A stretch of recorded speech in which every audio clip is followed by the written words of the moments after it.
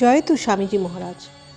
তাঁর বক্তব্য, যতদিন ভারতের কোটি কোটি লোক দারিদ্র ও অজ্ঞানের অন্ধকারে ডুবে রয়েছে ততদিন তাদের পয়সায় শিক্ষিত, অথচ যারা তাদের দিকে চেয়েও দেখছে না, এরূপ প্রত্যেক ব্যক্তিকে আমি দেশদ্রোহী বলে মনে করি। তিনি জানিয়েছিলেন, একটা কুকুরও অভুক্ত থাকা পর্যন্ত তিনি মুক্তি চান না। একবার জনসেবার জন্য বেলুর মঠও বিক্রি করতে চেয়েছিলেন। শ্রী মায়ের হস্তক্ষেপে তিনি শেষ পর্যন্ত নিরস্ত হন। 1901 সালের শেষ দিকে তিনি মঠের কাজে নিযুক্ত কিছু সাঁওতাল শ্রমিককে পরম স্নেহে খাইয়েছেন। তাঁদের বলেছেন, আজ তিনি দরিদ্র নারায়ণের সেবা করলেন।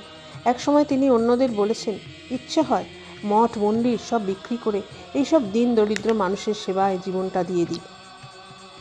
ফরাসি মনীষী রোমারোলা লিখেছেন, স্বামী বিবেকানন্দ ছিলেন আ বর্ন কিং। তিনি অমন হাসতে পারেন কি করে, এই প্রশ্নের উত্তরে তিনি একবার বলেছিলেন, এটা সম্ভব, কারণ তাঁরা আনন্দের সন্তান। আসুন শিব জ্ঞানে জীব সেবা করি, হিংসা ত্যাগ করে কিছু মানুষের উপকার করি।